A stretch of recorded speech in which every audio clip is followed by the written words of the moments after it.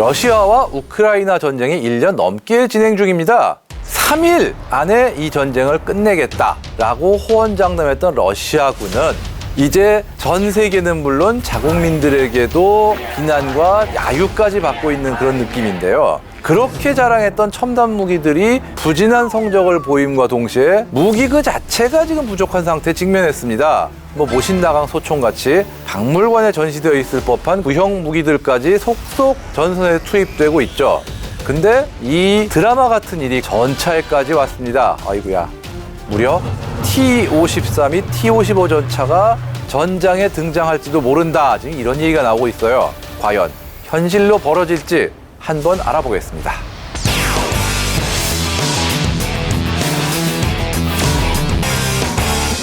최근 러시아의 비영리 조사단체에서 입수해서 공개한 영상에서 놀랍고 어처구니가 없는 것이 발견됐습니다. 바로 열차에 실려 어디론가 이동하고 있는 T-54 전차와 T-55 전차들의 모습이었는데요. 러시아 극동지역인 연해주의 전차 수리 및 보관 기지에 있던 전차들이 러시아 서쪽으로 이동하는 모습이라고 합니다. 전차 이름만 듣고도 짐작하셨겠지만 이 전차들의 나이, 아니 이 정도면 연세가 꽤 있으신 분들이에요.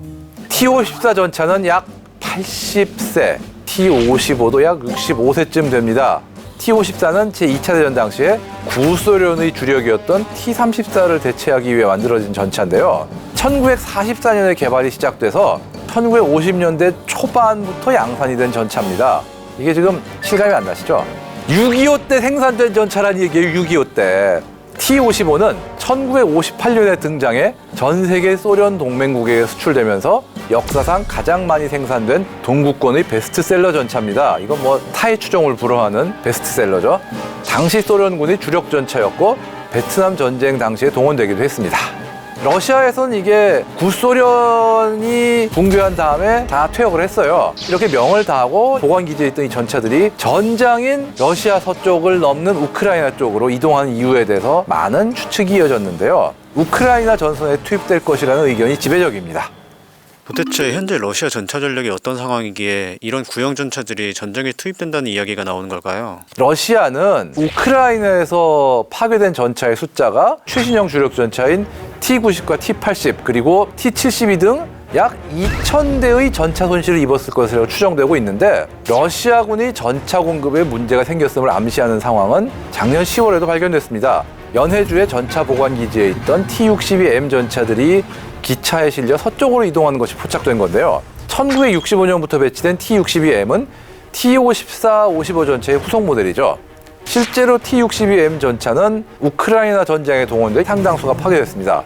T-55 전차가 이동한다는 것은 이제 쓸만한 이후 세대 전차들이 진짜 부족해졌다라는 뜻으로 해석할 수도 있는 거죠. T-62M 전차까지 등판했던 마당에 T-54나 T-55가 나오지 말라는 그런 보장 없는 거 아니겠습니까? 혹시 그럼 러시아에 최신 T-14 아르마타 전차가 있다고 들었는데 그게 나올 보장이 없나요? T-14는 스펙상 성능은 굉장히 좋아요. 근데 문제는 이게 과연 제대로 운용이 가능하냐? 그게 문제인 게 엔진 자체부터 기존에 러시아가 쓰던 거는 전혀 다른 신형 엔진이지만 러시아는 아직까지 이 엔진을 대량으로 생산할 수 있는지가 의문인 상황입니다. 엔진부터요. 그리고 지금 있는 열몇 대도 열몇 대밖에 없어요. 이 수량 자체만으로도 이미 전선 투입이 힘들지 않겠냐는 얘기가 나오고 있어요. 왜냐하면 제블린 같은 대전차 미사일을 확실히 막아낼 수 있다는 보장도 아직 없고 절대 격파가 안 되는 천하무적의 전차도 아니고 이것도 지뢰 밟으면 박살나고 고장나면은 주저앉고 결국 이런 전차의 근본적인 한계들은 다 갖고 있는 거거든요. 심지어 야전에서 운영할 수 있는 어떤 정비체계, 부품 수급체계 이런 것들도 갖춰져 있을 확률이 거의 없어요. 스펙상의 성능이 어쨌든 전장에 실제로 투입되기 힘든 자동차 회사의 컨셉트카 같은 그런 상황이 되어버리지 않았나 그렇게 추측을 합니다.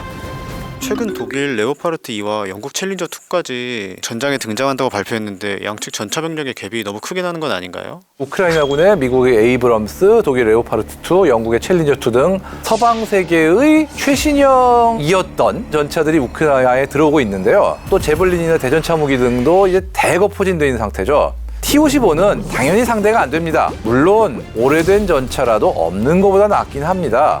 일단 주포가 100mm에 조준경도 진짜 원시적이에요. 컴퓨터고 뭐고 이런 거 없어요. 주포 안정화 시스템도 거의 없다시피 하고 거리 측정기와 탄도 계산기도 없어요. 아, 깝깝하다.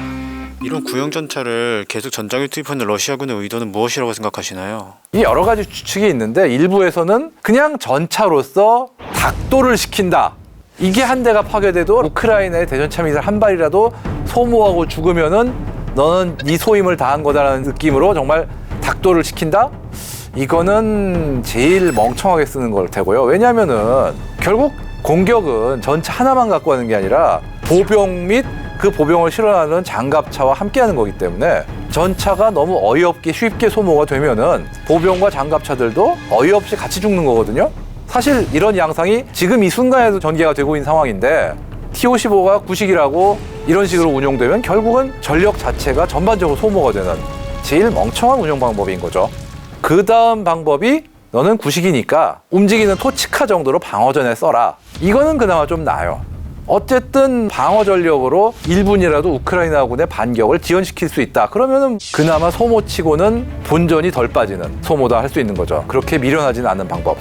마지막으로 가장 현명한 방법이 자주포로 쓰는 방법이에요. 이거는 최일선에서 소모도 안 되는 데다가 우크라이나군에 꽤 큰 피해를 입힐 수 있거든요. 아무리 구형이라도 고폭탄 한 발 떨어지면은 상당한 피해를 입습니다. 그러면서 이걸 쏘는 T-55 자체는 적어도 우크라이나군의 대포병 사격을 맞기 전까지는 안전할 수가 있고 자주포 대용으로서라면은 가장 현명한 운용이 되지 않을까 이렇게 생각을 하는데 만약에 지금 앞서 언급한 대로 소모전에 동원한다면 결국 러시아군에 막대한 피해가 오는 거고 결과적으로는 러시아군 전력의 전반적인 소모전과 마찬가지다 이렇게 얘기할 수 있을 겁니다. 즉 우크라이나군의 자산을 소모시키는 것보다 자신의 소모가 심해지는 결과로 되로 주고 말로 받는 결과가 오지 않을까 그런 우려가 있어서 러시아군이 그래도 현명하다면은 직접적인 어떤 전선에 투입하는 것보단 자주포처럼 쓰는 경우가 더 많지 않을까 이렇게 생각을 하는데 누가 알겠습니까? 아무도 모릅니다. 이건 나올 때까지는. 어쨌든 이런 식으로 세 가지 방법으로 쓸 수 있지 않을까 이렇게 추측을 할 수 있습니다.